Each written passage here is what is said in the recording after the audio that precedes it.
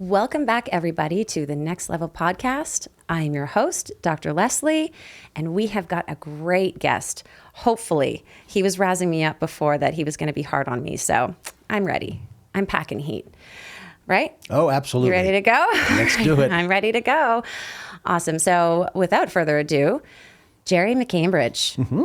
Welcome. My pleasure to be here. Oh, it's so wonderful. So Gerry is the Mentalist. He's got a show in town at the V Theater. 17 years. 17 years. Mm-hmm. 5,000 performances. Yeah? Close to 5,000. Wow. Every night of the week, except Wednesdays. 6 nights a week. 6 nights. Mm-hmm. It's a fantastic show. I went to see it.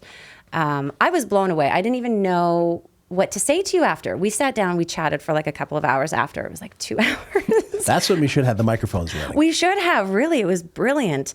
But I literally was like, you were like, what did you think of the show? I was like, I don't even know what to ask you. You were speechless. Truly. Was I the only man to ever get you speechless so far in your life? Honestly, with this big mouth, I think so, to be honest. It's a badge of honor. Check. Yes. 1 point for you. No, it was so incredible because, you know, I've seen mentalist type of performances before and magicians and different types of things, but not quite like your show. You are obviously incredibly skilled, and it's so fascinating because how you presented yourself in the show was, and your work, you illuminated to us what you were seeing and noticing. Like at the very beginning, you would talk to us about statistics, and because of this person's age and the way they're talking and, you know, their body language, you could sort of anticipate what their answer was going to be, and the vocal fluctuation and that sort of thing. And it was, I never understood what mentalism was and those sorts of pieces. So that was cool. But then there was a part in your show when you kind of you totally took us to another level where I'm like, okay, this guy literally has magic abilities. Which part was that? Oh my God. When I got naked and did the naked dance? When you did the naked dance, okay. And you brought people up on the stage and you got them naked and the whole thing, yeah. She was the first one up there. She was the first one up there naked. Guilty. No, none of that happened. Okay. Although we might need to revamp your show and include that. That sounds pretty Okay. Well, you have to choreograph it for me. Okay, I could. So what was the part that I went to the different place that you liked? So you were slowly, you were having the statistics on the board about the odds of things happening. Right. And then when you got to, I don't know, it was like way to 1 billion. I can't remember exactly the part. I hit the 1 billion mark at the lottery and then the Rubik's Cube. Oh, yeah. The lottery is 36 billion. Those I still don't even understand how you did. So no, it was much earlier in the show. You had, when the people you're passing the microphones to different people. Yes. That blew my mind because I'm like, there's no way that you had any control or couldn't anticipate anything. So that routine is what I'm known for. I've done that over 30 years. So tell me your secret now. Can you keep a secret? I can keep a secret. Can you guys keep a secret? Oh, shit. I forgot they were out there. Oh, I shouldn't have told him. I'll tell you later. Oh, come on. No. Okay, so when I was reading your book, I'm going to show everyone here, Making the Mentalist, which is absolutely phenomenal. You can buy it on thementalist.com, .org, dot whatever, thementalist dot everything. I foresaw the size that the internet was going to be. Okay, we're going to get into that. Okay. Because this is about practical solutions to creating our success, our most amazing life. And you texted me that you love your life. So I want to know how you created this life that you love so much. Do you love your life? I do. Then why did you find my text so odd? Because there's not very many people that say that. That's why. And so like attract like, which is great, but I've just really stepped out into my next level in my life. Like I've been preparing for so long. I see how you did that. You turned it around. You're good, you. But I've been preparing so long for my stepping into my authentic, amazing, love-filled life. And so I'm just now starting to meet people who have more of that appreciation and love for their life. So it was just such a beautiful reinforcement and amazing thing to hear you say that. 'Cause I'm like, oh yeah, I'm like He that gets too. it. He gets it. He's one of me. Yay! There's more of us in the world. It's a small club we belong to, but we Yes. have to make it bigger. Hence, We have to teach people. hence the podcast here, and you Yes. do your work too. I really want more people to. I want to get more texts from people like that. I want more people to be a part of that club because it can be. I don't want to say lonely at the top. We're alone, because there's few can be, but it's a really amazing life to live when you really just enjoy waking up and doing what you love to do. I creating that life. love to be at the top. I had somebody reach out to me yesterday. It was a fellow performer and said, I'm using you, I'm emulating you to be successful. Can you help me? And I love helping people succeed and helping him love his life. So I'm at the top, but I love to bring people up to the top. So how do you do that? Are you mentoring them? Yes. Yep. Well, that's one. You held up one of my books. That's what I like to call the public book. But I have a book for performers as well that teach them my 30 plus years of experience, how to perform, how to entertain, how to motivate. It's a private book, and I do podcasts like this just for performers or magicians or whatever to teach people. Wow. You reach a point where, okay, I'm at the top. It's great. I've achieved all of my goals. Now let me help other people achieve their goals. That's amazing. That's my new goal, helping other people achieve their goals. Oh, you beat me to it. That was supposed to. I was saving that for the end of the podcast. Okay, we're done. It's a wrap. We're finished. Good night, everybody. Try the veal. Okay, so we know, spoiler alert, we know what his next level is going to be. But Well, it's not what my next level is going to be. It's what my next level is right now. Okay. It's what I'm doing right now. I wrote that book, I don't know, 3 or 4 years ago, helping other performers. And I've done podcasts, and this guy reached out to me on Facebook Messenger and said, hey, I don't understand this, and I have a show this weekend, and I really want to understand it. And after my show was over, I sent him a bunch of things. I can't say too much without giving away the secret. And he just texted me and it's like, oh my God, you have no idea how much this helped me.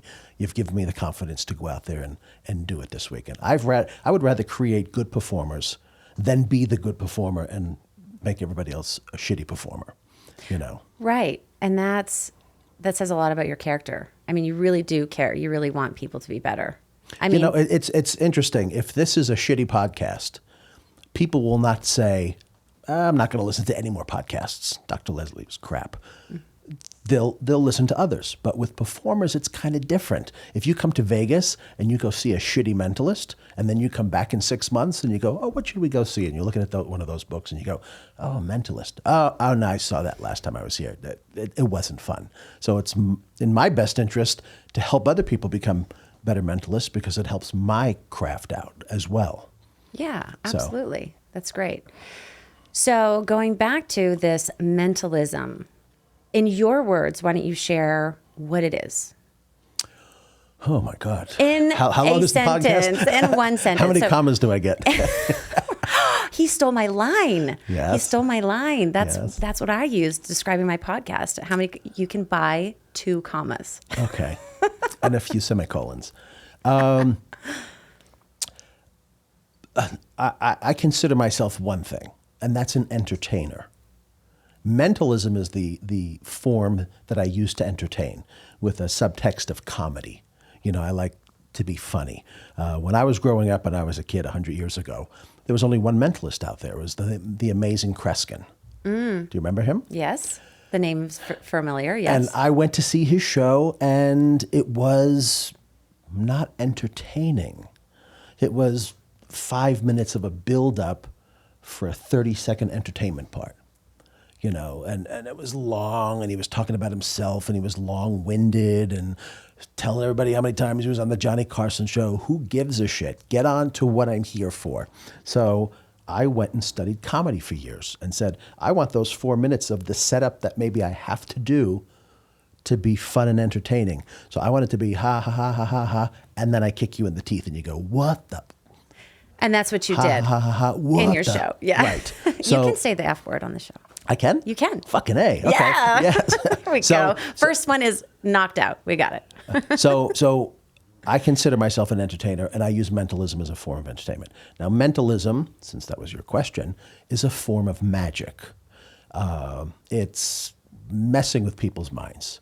It's here, pick a card, any card. Well, is this your card? As a spectator, you should say, well, no, it's your card, Mr. Magician. It's not my card. So I tried to adapt my show so everything is about you. Is this your third grade school teacher? Holy shit, how'd you figure that? So it has to be all about a person. Many, many, many, many years ago, I was doing magic. And a friend of mine, where I used to work in a hospital, psychiatric hospital. Good tie-in. I did that, yeah. Did you too? Mm-hmm. Back in Canada. I did it in Alberta New York. Hospital. Oof, heavy. South Oaks Hospital. Fascinating. Wow. Yes. Love mental health. So much need in the mental health community, awareness, but yes. So I'm working in the hospital, and somebody from the human resources department was dying to get a hold of me. And she said, me and my husband just went on a cruise, and we saw a magician. And I was like, oh. She was like, yeah, he was fun. I said, what was his name? I don't remember. What did he do?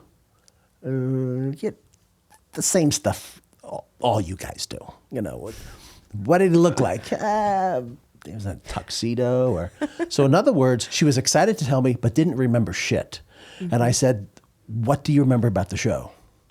He took my wedding ring and linked it to another lady's wedding ring. That's all she remembered.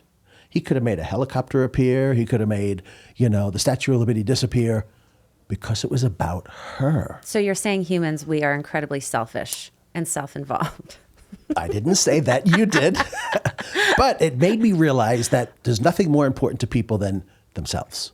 So if I can make the show about the audience and not about, oh, look, here's a Lamborghini, pff, it's gone. Everybody can do that. Yeah. So I wanted to make the show about the audience themselves, not about me. And that's what got me on the path going down the mentalism road, realizing, the more I can turn it on people, the better they'll like it and remember it.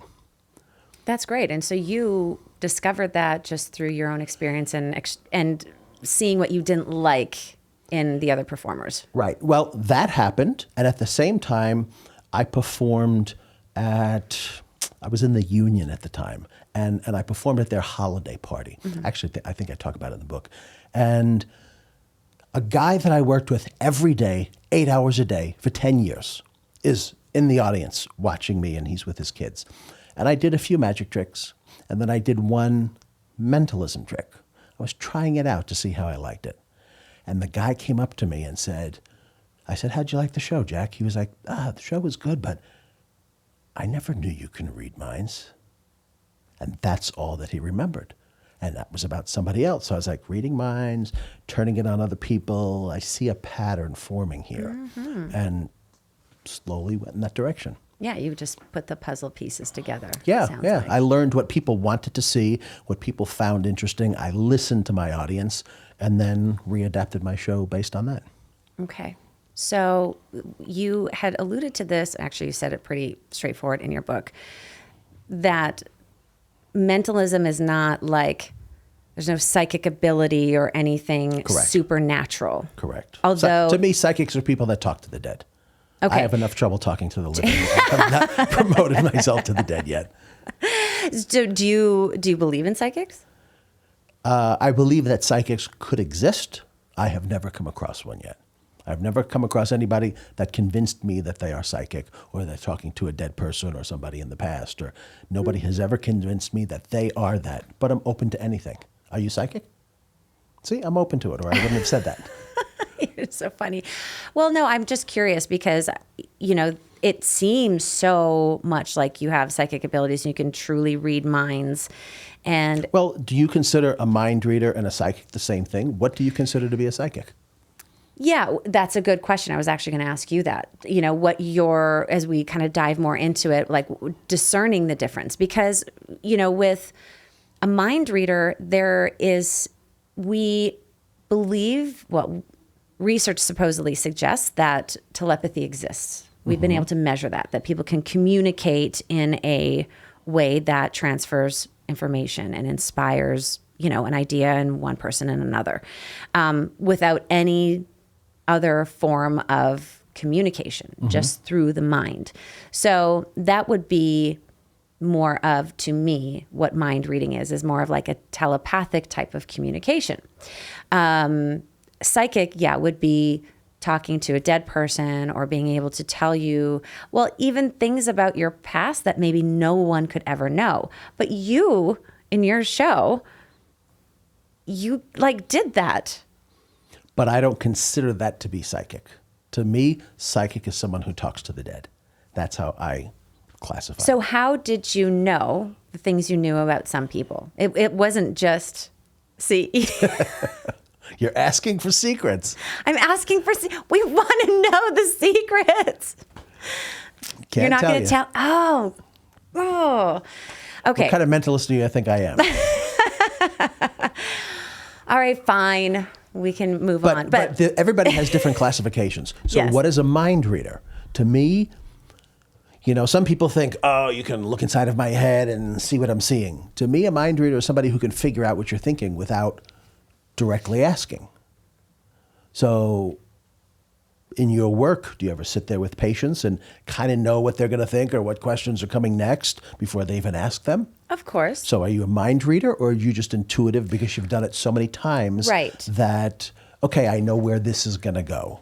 Yes, exactly. So actually, one of the things that I wanted to discuss, it's actually on my little list here, is intuition. Because intuition and mind reading. That's the word that I like. And psychic abilities and all of these things can be jumbled up, but they need to be separated. So I know many people in the spiritual community, intuition sometimes really gets pulled into this psychic ability type of thing, and they are distinctly different. In my world. In your world. Mm-hmm. So how... Psychics talk to the dead. I'm not psychic. Put that aside. Got it. Intuition, figuring things out about people, figuring out their feelings. We're a couple, and I come home from work one day. I don't say anything to you, and you should be able to intuitively say, honey, what's the matter? Because you feel me, you know me, you feel my vibes. That's totally different than being psychic. Right. Okay. So do you feel that intuition can be built and harnessed as you study people more? Like, do you feel... Absolutely. Right. So you feel that there's that correlation. Right. Hence... I think of intuition like artistic ability. Okay? You and I can take 10 years of piano lessons. And if you're not musically gifted, you will learn how to play the piano. You could be pretty good at it after 10 years. But if I have a musical gift, perfect pitch or perfect, whatever, I'm going to go so much further, even though we both took the same classes every day for the last 10 years. So some people have gifts which allow them to go further than others just based on natural. So yes, everybody can be taught to be more intuitive, but some people are just, there's something built in that's unexplainable. Okay, so that doesn't help everybody, because you're telling us that some folk out there are not as good as others. Are just not as good. But you can learn. So, but do you think that if someone develops enough, like it might take longer for someone who doesn't have that natural gift or ability to become successful, compared to someone that is very naturally gifted, they might be able to get there much faster? You don't think that they could end up at a similar point, but just at different times? If you take the piano lessons like I did, and I'm tone deaf, so I'm just making an analogy here. Okay. If you took the same 10 years of piano lessons, you will get relative pitch. But if I'm born with perfect pitch, you'll never get there. Just something I'm born with. Yeah. So guess what? A good portion of the world, you'll never be a concert pianist like, Mozart or something like that. And some people will never pitch in the World Series or be a quarterback in the Super Bowl. So just because you can't become as intuitive as some other people in the world, it's not a bad thing. You have gifts in other areas.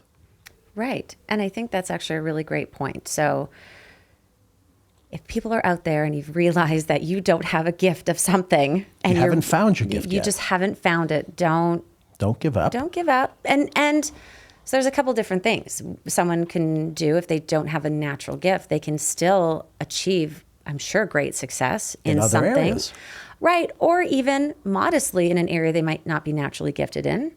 As you had said, you can still spend a lot of time if you want to have that dedication. You're just fixated that you want to be a professional pianist. You might not be the best in the world or the most blah, blah, blah, fill in the blank, but you could achieve that goal. You believe that that's possible. Someone can be successful, maybe not the best of the best of the best. Right. Not necessarily I love goal give setting. up. So not necessarily give up. You wouldn't suggest someone who is not naturally gifted to give up on their dream, but maybe find a gift that they have and maximize that. When I wrote about it in the book, I'm very big into goal setting. I've achieved all the goals I've set out and much more. But there's a key in goal setting. You have to set a goal that's an attainable goal. I could set a goal right now saying I'm going to pitch in the World Series. That's not an attainable goal at my age, going up against 20-year-old athletes. So it's a stupid goal to set up. It's a non-attainable goal. Oh, I want to sing opera at Carnegie Hall. Stupid goal for me to set up. It's not attainable. I'm not a singer. I don't have perfect pitch. I'm tone deaf. Okay. So the key in the sentence is you have to set attainable goals that you can go after. So how do we know what is an attainable goal? How would one know that? It depends on the goal itself. If you say, I want to, graduate college with a master's degree, that's an attainable goal. Anybody can do that, But if you say a goal that's athletically oriented, physically oriented, intellectually oriented. I graduated high school by the skin of my teeth. Never went to college, just made myself what I am. So I know what my limitations are in terms of learning and education. And you can put a book in front of me and go, oh, here, read this book. I could just, no, I'll just never get it. I actually have trouble reading, but that's not the metaphor I was going for. So you have to be honest with yourself. Like, pick a goal. Say anything. I want to be an elephant. Is that an attainable goal? You can eat like a damn pig. You can become huge, but you'll never be an elephant. Like, it's a stupid goal to have. Are you calling my goal stupid? Yes. Okay. It's a non-attainable goal. I'll make it a... He's so firm and harsh. Wow, what a great mentor you'd be. Just no, you call it like it is. I love that, actually. I have You're people a truth send me teller. tapes. Yes. Well, not tapes anymore. God, I'm aging myself. You did age yourself.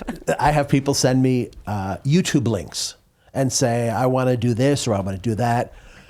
And I'll watch them and say, I'd love to work with you. Fly to Vegas, or we'll do it over Skype or whatever. And sometimes I look at it and go, it's just not there. Like, knock yourself out. Keep going. I'm not going to waste my time with somebody that I know I can't get to where you want to get to. And if you were honest with yourself, you would go, okay, let's try something else. Now we're talking. Okay, let's experience. Let's talk about other avenues that you could be good at, because the one that you mentioned to me is not going to happen. You just crushed my elephant dream. Okay. Pick another one. I love that. Pivot. It's about pivoting. You can't be an elephant. You can be a fox. Could I? Oh, you already are. Oh, you. He's good. But you understand what I'm saying. I do. Yeah, 100%. So I love to set up goals. I look at something. I decide, is that attainable or not? Then I break it down into steps and say, because when you look at a long-term goal, sometimes it becomes overwhelming. My mother is, I want to strangle her sometimes. Like, she's sitting in her house. She just moved into my guest house, right? She's 85 years old. Did I tell you that? Yep. Okay, she's 85 years old. You're a grown man with a live-in mom. I'm Great for dating. It's not. It's not. I live with my mommy. No. She lives with you. Yes, Gerry. I know. That's the way I'm. But that little self-talk is there, yeah. Yes. So she's unpacking. So she unpacks all this stuff and it's all around her. And she gets up overwhelmed. Like, she gets up in the day and I go and see her in the morning. I go in with coffee and, what are you going to do today? She sighs a lot.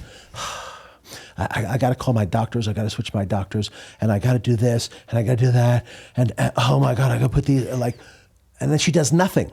She becomes tired by doing nothing, becoming overwhelmed, as opposed to saying, okay. And I say to her, get out a pencil and paper. Let's write the things that you have to do.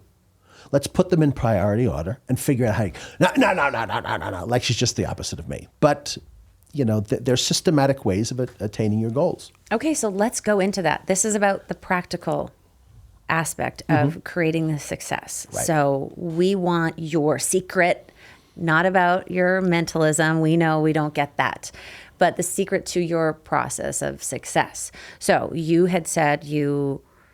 Here's a perfect example. My book. Yeah. I wanted to write a book. I don't remember if I told you this or not. To me, a book was over 300 pages. Yes. Did we go over this already? We did. So I set a goal and said I wanted to write a book. Had to be over 300 pages long. Yes. And there was a certain date that I wanted it done by to send it to the editor.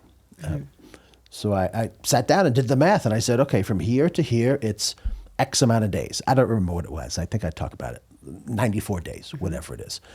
And I want to do 300 pages. 300 divided by that many days came out to like 2.87 pages a day that I had to write. That became an easy goal as opposed to, what am I going to write about today? 3 pages a day is nothing.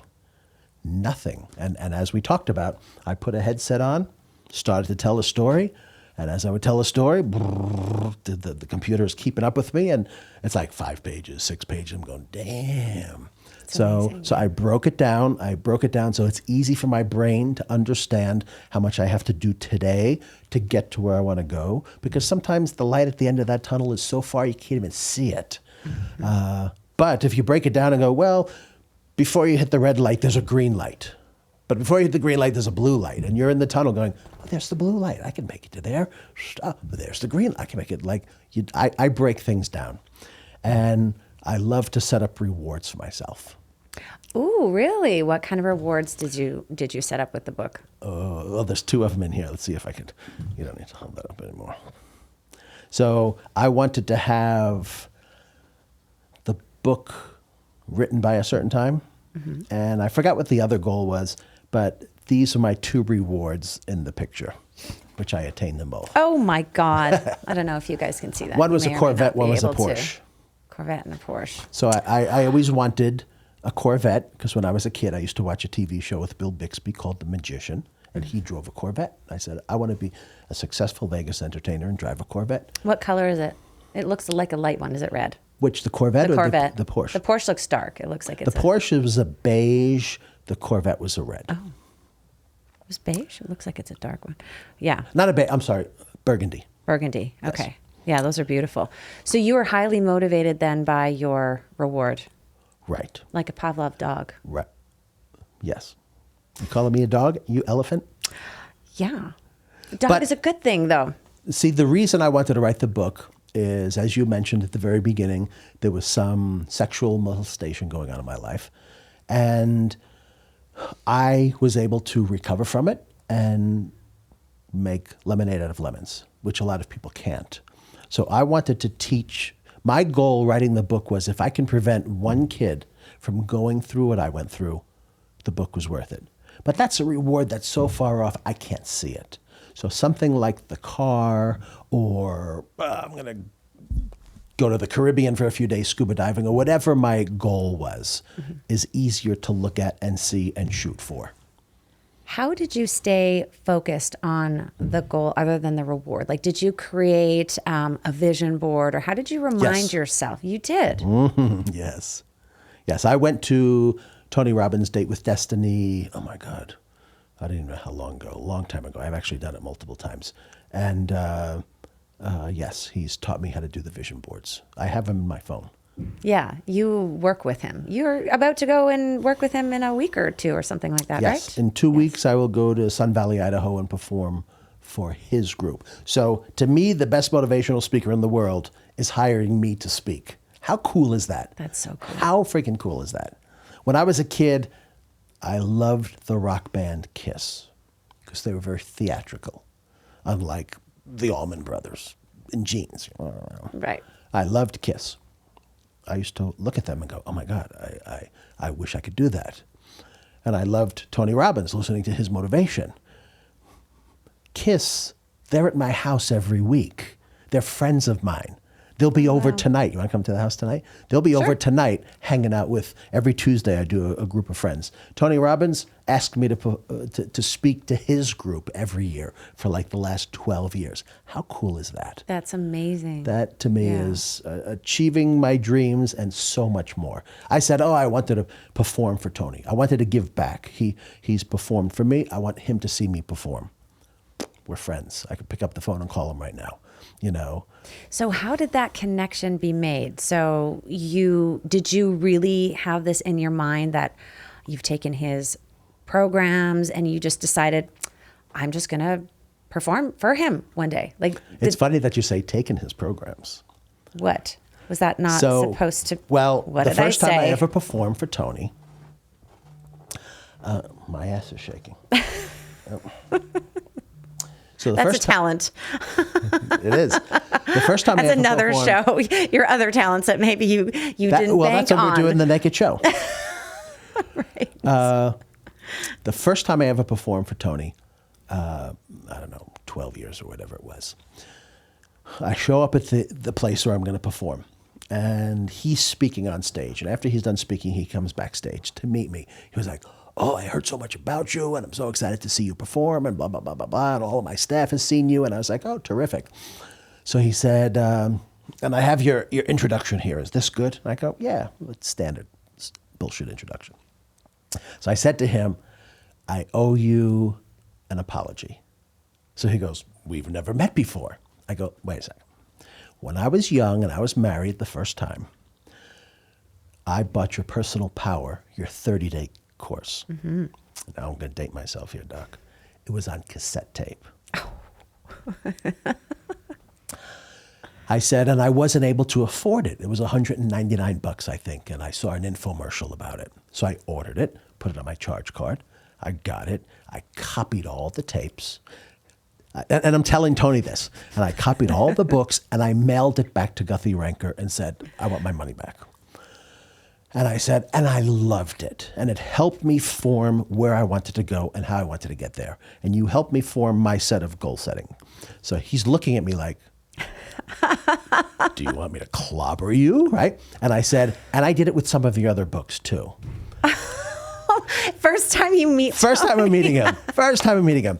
So I said, but I want to apologize to you for doing that. But you helped me become the success that I am. And even though I've done all that 100 years ago, when I achieved success, I felt that I had to give you back. So I ordered everything that you have. It's sitting in my house. A lot of it is unwrapped, but I wound up buying it and buying extras and giving them out to friends who I felt could use them. Wow. And he was like, okay, you turned it around nicely. So I said, just wanted you to know. So now he goes out to introduce me for the very first time. And he has this paper and he goes, folks, I have somebody really special here. And that's bullshit. Let me tell you what he told me backstage. And he recounts the whole story as my introduction going, this little fucker takes all of my stuff and copies it and has the balls to tell me about it. But then said blah, blah, blah, blah, blah. And, I love this guy and brought him out and brought me out. And I've done it every year since. That is so cool. And during the pandemic, I did on Zoom. I did Zoom performances for his people. So I love it. I guess so. How, just to digress and keep going into this direction, how is that to be on stage with him and his whole group? And that, I mean, is that intensity? Like, I've been at his programs too before, sitting in the floor. UPW. UPW, yeah. It was an amazing experience. Mm-hmm. The energy is profound. Mm-hmm. People really get into it. Tony has an amazing way of really getting the energy of the crowd and getting them into state, as he talks about it. But being on the stage and working with his crowd, how is that? Is it just like performing any other I don't way? like... How can I put this? What's that noise? I don't know. Is there like earthquakes going on here and the place is falling apart? Are we okay? No, that's the gym next door. Give me 1 second. CrossFit. Okay, Yeah, that's yeah, good. yeah. That's people getting in shape. They are. Not in state, in shape. That's right. So, which is also very important. We'll have an episode about so you invite me to a party, and I go to a party with all of your friends. I am going to be the exact opposite of what you think. I'm not the life of the party. I'm the guy who sits in the corner and watches everybody. And I'll say, babe, go ahead, go do your thing and mingle, and I'm going to just be here and relax. So I'm at my best when I'm on stage. So me walking around the crowd of all his people would not be good for me. I wouldn't be comfortable with that. So being on stage, me and him, I have my space. I'm in charge. I love it. So when I'm up on stage, I love it. And then when they grab me afterwards and they all want to talk, a little more difficult for me. But being on stage, that's my happy place. That's where I'm the most comfortable. So you are in your element when you're performing. That's who you are. Mm-hmm. You are a That's performer. what I'm built to do. That's built. Are you really like an introvert when you're not on stage, or you're just very to yourself, quiet? We talked a little bit about being a lone wolf. I'm one of those too. Mm-hmm. I think a lot of people who are either performers or creatives or very outgoing around people, I've tended to kind of put this together that they really do like to have their own. It takes a lot to Most be out. comics are not very funny. Yeah. They write material to be funny, but in real life, people think they're not dicks. funny. Like, he was an asshole when I met him, but no, it's just he's not on. Right. They're in their head. Like, to be a creative person, a performer, all of it, you are deeply rooted in yourself. And I mean, I know that for myself, being, having danced for forever, and now, I've got my podcast and I speak and do more and more creative things. I'm finding my tendency to spend much, much more time to myself as I've switched out of the medical side, which I did for a long, long time. And I was out, helping people and talking and all of the things. As I switched to being more creative again, it's like I need so much more time to process and build. And do you know what I'm saying? Mm-hmm. So, before I could be very just out there talking to people, but it was educational. It was very like more mechanical and just spewing out things and whatever. And I could just coast there. But it is a very different experience being in that creative brain and mindset. So when I meet somebody that I'm going to potentially date, I tell them right up front, who you saw on stage is the mentalist. You're going to be dating Gerry. Two different people. I'm strong up on stage. I do my thing. But in real life, you're not going to take me to a party and go, everybody, look what my boyfriend can do. I'm going to go, hell no. Like, it's... Show you off like a prize. I woke up today and You're the arm candy, Gerry. No. I dress all in black all the time. I like to blend right in. Just stand up against the wall. Like, I'm not here. Yes. But some people take that as me being a dick. Right. Some people will go, oh, yeah, I was at a party that he was at. He didn't talk to anybody. He was just, he was a dick. That's just not me. So then how did you succeed? Okay, networking is like a big thing in the business world and creating contacts and blah, blah, blah. But before you had agents, you had to do a certain amount of networking, did you not? Or what was your strategy for getting known and getting discovered? In my day, Leslie, all the networking was done through PR kits, mailing stuff out to agents. So you always pretty much had someone doing that for you? Well, I was doing it. Okay. But I would mail you a press kit. Oh, but you still, I see. And then you would hire me from there. So we didn't have to interact. I didn't go to networking events, or when I used to do colleges, NACA would have these events. I would be in the booth with the agent, but the agent would do all the talking, So I don't like to sell myself. I don't like to brag about myself. I just like to go out and do, Remember that movie, The Devil's Advocate? Yes. Never let them see you coming. Never. I undersell myself. I don't talk about myself. And then when you see the show, you go, I didn't see that coming. Holy shit. Right. So I didn't tell you anything about my show when we first started to communicate. Nope. I saw what you were doing. I said, I want to be part of this. I sent you an invite. Come to the show. Didn't brag. Didn't tell you, I did this, I did this, I did that. No. Come to the show. And you came to the show, and what happened? Speechless. Yep. Speechless. It's true. So to me, networking is not my thing.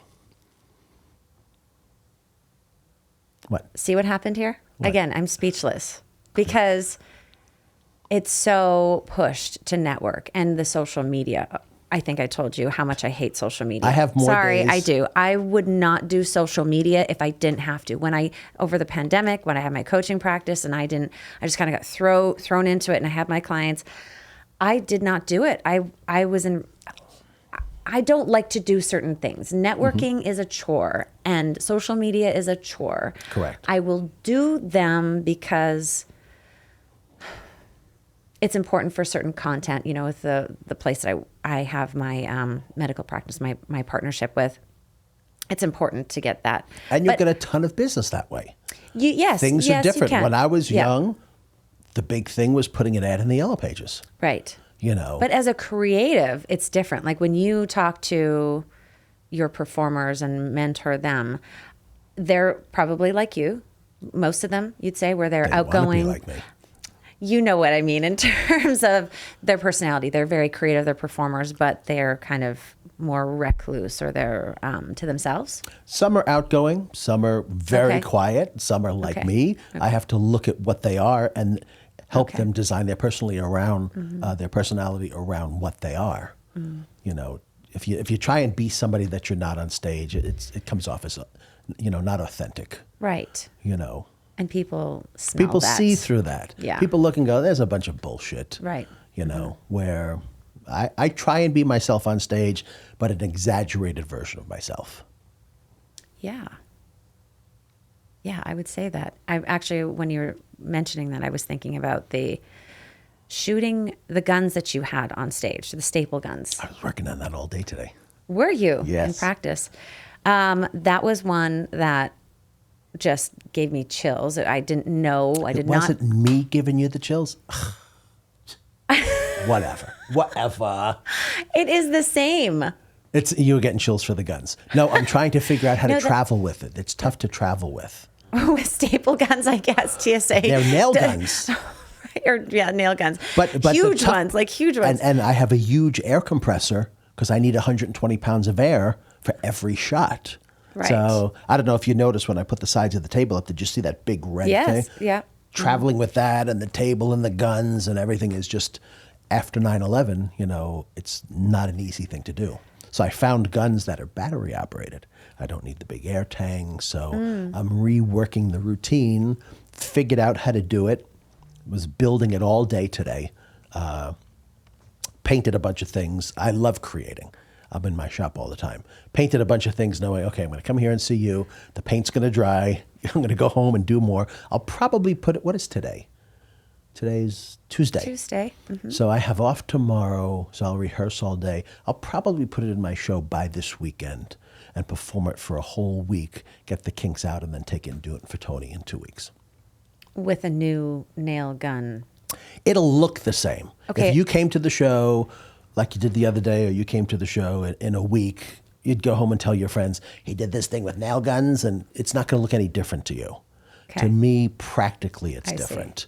Because now, like I get a lot of drama when I pull the air hose off. Yes. I do it near the microphone and everybody, I don't Yeah. have that anymore. Now they're battery operated. So my jokes have to change. My moments of intensity has to change. So I have to rewrite all that. I love it. Right? That's what I live for. And there's so much passion in what you do. And so you became fascinated with magic and mentalism when you were young. You were drawn to that. Was that a way to cope? Or you just knew that this was what you needed to do, is perform, like this is part of you? Or like, what came first? I received a magic set for Christmas as a kid. Okay. Started to play with it. Not too much after that, my father decided to leave. So there was 4 kids in the house. My older brother, my older sister were married. My younger sister went with my father. So it was just me and my mother. And no, this is, oh my God, how many years ago? 50 years ago. Divorce was not a big thing back then. So I was adopted. Everybody knew it. I wore the scarlet letter on my chest. Like, I would be introduced by my friends. Oh, this is little Gerard. He's adopted. Oh, jeez. Like it was not a good thing. And then all of a sudden, oh, this is Gerard. His parents are getting divorced. So I was always that, oh, feel sorry for him. So when I started to do magic, it was because I enjoyed doing it. And then I would go places like my mother would say, my mother started to date. And ding dong, she would go, oh, Gerard, go get the front door. Keep him busy. I'm running a little late. So I would have to do like No magic for way. her boyfriends. Are you Oh, kidding? I swear. Wow. Or my father would pick me up for the weekend and we'd go visit somebody and he'd do your thing. And he was a cop, so I'd say, fine, put me in your handcuffs, and so it became my way of shining because at the time the divorce was the big thing. Mm-hmm. Oh my God, they're getting divorced. Are you okay? Wherever we'd go, people would talk to my mother. Oh, because my father had a girlfriend, So I got swept under the rug as a kid. So it became my reason to shine. So I'm sure it was therapeutic as well as gave you your identity. It gave me an identity. It kept my head busy creatively. It was just a good venue for me, which I kept up for years, made money doing it, got married. My wife and her family convinced me, oh, you'll never support a family doing magic. You should give that up. And they were like blue collar workers. One owned a The tow 9 truck to business. 5, the whole Nine thing. to the other worked Yeah. on a loading dock. And this is what you should do. That's Right. why I went to work for a hospital. And eventually realized, do you remember David Letterman's show? Yes. So I used to work the midnight shift at the hospital. So I'd go in and I worked in the boiler room. And I would check all the gauges and check all the machinery and everything would be okay. And I would turn on and watch David Letterman every night. And he has a sarcastic sense of humor like I do. Mm-hmm. So I loved it. And I was like, oh, I got to go see that show. Now here's goal setting for you. So I call up NBC. I say, I want to go see this David Letterman show. Now he had a certain amount of people in the audience. They knew how many seats were there. So they were like, okay, we'll put you on the waiting list. How long is that? 2.5 years. No Because they way. knew like we can seat 112 people a night or whatever it was, and they just knew. So I thought to myself, no fucking way am I waiting 2.5 years. There's got to be another way to get in. And one night I'm watching, and he does this little thing called stupid pet tricks. And I had a bird at home, and I was like, I used to do magic. I can make it look like the bird's doing magic. And I went home and I opened my trunk. I took it out of storage and I could do this. And I put something together quick, made a videotape and sent it to them. They called me like 2 days later. This is great. Oh my God, you got to be on the show. So from them No telling me 2.5 way. years, in 2.5 weeks, I was on the show, meeting David, getting to watch the show. But I did it just to see the show. I always wondered, is he that funny? Or is there like an applause sign? Like, telling everybody to laugh. Yeah. So I wanted to be there in person to witness this. But when I walked out, I had this stupid little bird on my hand, and I walked out, and the audience cheered. And I hadn't heard that for a few years because my wife convinced me, you can't raise a family doing this. And I walked out, and I was like, oh my God, I miss this so much. So much. And I was like, this is what I'm going to do if you don't like it. You married me when I was doing it, and I want to do it. You can't change who I am, Wow. So there was a goal. I want to be on that show, and I'm not waiting 2.5 years. That's amazing. So to break that down, what I'm hearing is you were given an answer. You had a goal. You were given an answer that was not sufficient. Not acceptable. You said, no, we're not going to do that. Mm-hmm. There's another way. Mm-hmm. So No, there has to be another way. there has to be another way. So your mind is incredibly strong at it's just resilient. There is no. Like that's just not even in your vocabulary. You just find a way. You just sit back. You were contemplating. You were like, no, there's something else. I'm going to just get it done. Mm-hmm. Yep. That's so powerful and very important for everyone to hear. We actually had another person on the show. Same thing. There is no. It may not be the way in which he got to his end goal, but there's just But he got there. always a way. There's nothing, no impossibility. Right. I don't take no's very lightly. Be careful. So, so have you ever experienced procrastination or a roadblock in achieving any of your goals that All the time. were seemingly insurmountable, or that really you were just like, fuck no, I want to get there and I'm feeling like I can't. Did you ever experience that? Please tell us that you experienced that. Yes. Humanize yourself. I've achieved, I've come across many obstacles in my road to where I wanted to go. But I don't let that stop me. So what does it look like for you when you have an obstacle that you feel like stuck? Did you ever get to a point where you feel like you're banging your head against the wall and you're like, oh, you just get frustrated? Or you just never? No. Really? No.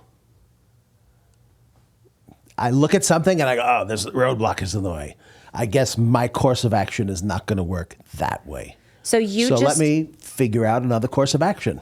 Your neuroprogramming is so just clean. It goes from, okay, that doesn't work. Something else will. That's it. There's no in between. I've never stopped on my way to achieving a goal and said, I can't do this. I've never stopped. You didn't ever feel doubt? Probably. Okay, let's go there. Probably. Like, I doubt that I can get to where I want to go on this path. Okay. So I'll take another path. Mm-hmm. Well, here's my biggest no. When I was a kid, I had two things that I wanted to do. I wanted to be a magician, and I wanted to be a rock star. I loved Kiss, right? And now you have them at your house every Tuesday. Yes. Oh, they're there more than every Tuesday. So those are my two goals, and I wanted to merge them. And I wanted to put together a band where magical things were happening while the band was playing, right? Unique, fun. So I'm practicing magic, and I'm playing in a band and practicing music. Now, my stepfather, because my mother eventually remarried, and my stepfather was a professional musician. And I used to hear him, his studio was right next door to my bedroom. So I'd hear him every day for hours doing scales. Bing, bing, bing, bing, bing, bing, bing, bing, bing, bing, bing, bing, bing, bing, bing, bing, bing, bing. And I used to listen to him do that for 4 hours a day. He'd put on the Yankee game and he wouldn't finish and the game would be over, right? And then I'd say, you going to work tonight? He'd go, yeah, where you going? Herschel's bar mitzvah. And I'd be like, what? Like all that to do like a wedding or a bar mitzvah? And from seeing what he did and from me playing, I realized I did not have musical ability. So my goal to be that musician, I couldn't change that. It was a non-attainable goal. I could have relative pitch, but I can't have perfect pitch. And I would never get to the level to be the best with that ability. So that is when I said, can't do it. Took all of my musical stuff down to Sam Ash, turned it in, bought a new sound system for my magic, and hit the ground running. Mm-hmm. So, but I was smart enough to be honest with myself and say, it's not going to happen. And if it does, it's going to be half-assed, and I don't do things half-assed. I want to be the best at what I do.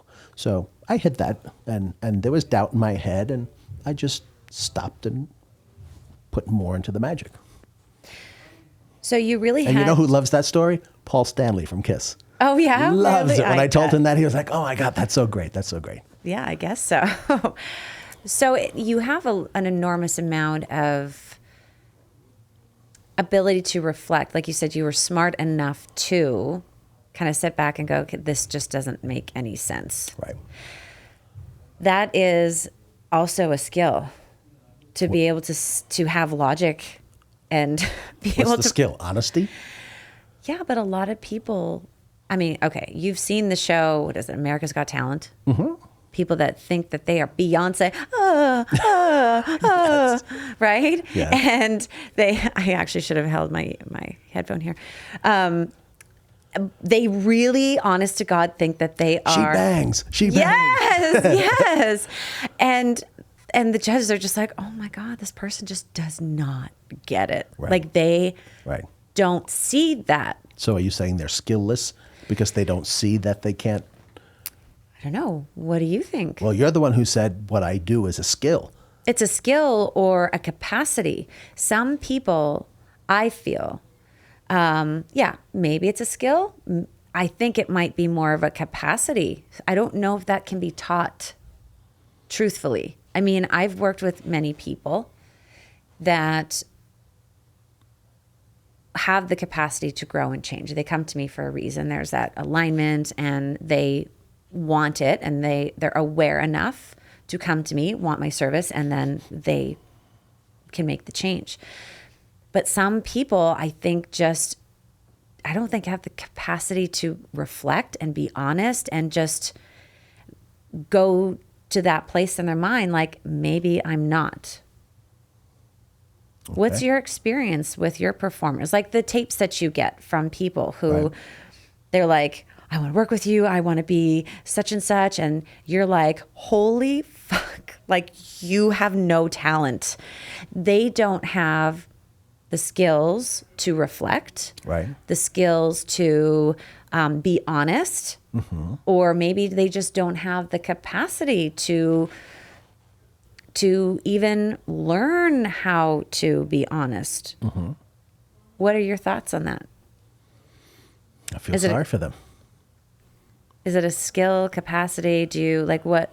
You know, there's a lot of things that I've learned in my life. I don't know how I would ever, or what I would attribute where I learned that from. Right. You So know. maybe that is a natural inborn gift, Maybe. Do you have it? the capacity? Can you see something and go, I couldn't do that? Yeah. So where'd you get it from? Yeah, I think for myself, I've always had it. I think I've cultivated more. Sometimes in my life, I feel like I didn't Have it? I didn't have it. Or certain aspects, I felt blind. And some of that is just learning. Like you don't know what you don't know. Right. Right? But to have that ability to reflect, so my process that I share with people, the remap process, I focus heavily on reflection and the tools and the strategies to help people learn how to reflect. There's different ways based off of different people and how they experience life and whatever, to learn to kind of connect inwards with them. But some people it's there, some people it's very challenging and they can't really get there. But again, there has to be a sparking and a desire to even want to learn. Some people just don't, I think, want to even. Some people want it for the wrong reasons. That's never going to happen. Yeah, that's maybe a good perspective. Maybe it isn't any of those. Maybe it's not just skill or capacity. Maybe they just want to be, like going to the America's Got Talent auditions with those people. They just want to be in the limelight and they just want to sing because it feels good. And they might, You would have no idea how many people. So during my show, for those of you that don't know, the part that she alluded to earlier was I speak to people in the audience, right? Yes. And people come up with Dead people. I'm kidding. Sixth Sense. People are allowed to think of questions that they want me to figure out and give them advice on or whatever. Yes. Right? Yes. You'd be surprised at how many young kids, the question in their head is, will I be famous? Or when will I become famous? And I'll say, oh, that's interesting. I have a feeling you're thinking about becoming famous. Yes. What do you do? I don't know. Like they just want to be famous for becoming famous. Because this, oh my God, it destroys me. When I grew up, there was sitcoms, actors, comedians. You went on the Tonight Show, you were a comedian, your life changed overnight. Johnny invited you back to the chair. Oh my God, you were an instant success. Nowadays, with all these reality shows, there's like no talent out there anymore. And you look and you go, what, is this like 5 old bitches complaining at each other? This is like a TV show. Right. So nowadays, like talent does not even come into their head in terms of that's part of what you need to be a success. And I'll say, are you a singer? No. Do you dance? Are you funny? Like, what do you want to be? I want to be an influencer. Like, Right. just not honest with themselves. Right. And like, I'm talking to you for 30 seconds and I'm bored. But you're going to influence people to buy shit or do shit. Get real. It's not going to happen. Yeah. So, yeah, maybe miss their intention or their motive is mismanaged. Mm-hmm. Misintention. Mm-hmm. Mm-hmm. Yep. All right. It's a sad thing. It is. It's a sad thing that's the generation that's coming up. They feel entitled, and they don't want to work, and they want to, they hear all these little things. Oh, look at that guy, PewDiePie, or whatever that guy's. He's an influencer. He makes $3 million a year playing video games or whatever. Right. And everybody thinks that they can do it. Right. Anyone could be a doctor, but you have to put the time in. Right. It's probably 20 years of schooling. It's You want to be lot. in entertainment, you got to put the time in. I studied comedy, I studied theater, I studied drama, I studied speech, I studied this stuff. Where Right. these nowadays, they don't want to study anything. Yeah. Yeah. It's crazy. It's a shame. It is. Well, before we wrap up, we have just a couple more minutes. I want to know, I'll give you 2 sentences With commas? with commas, as many commas as you want. What is next for you? You talked a little bit about your mentorship and wanting to share with people, but what is like the next level for you that you're wanting to work towards or in the process of working towards? A few years ago, my divorce was settled. Right? And I showed up to one of Tony Robbins' things. And I walked in the door, and Tony comes up to me and he goes, "Oh my God, Gerry, you look 10 years younger.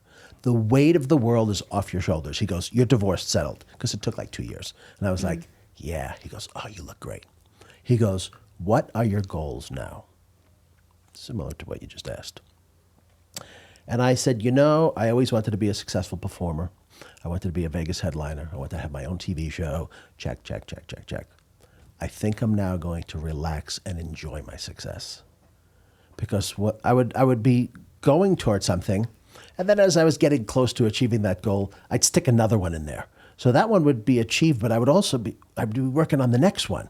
I remember working on my TV show, The Mentalist, and I was so headstrong on doing what I wanted to do, I never stopped and enjoyed the process. And then I did a reality show a few years ago called Phenomenon. It was on NBC. And it was a bunch of kids. Most of them were younger than me. And I told them all, enjoy what we're doing. Enjoy the moment, take it in. So my goal, I'm enjoying my success right now. I go out on stage every night. I get my fix of adrenaline. I perform for the tourists.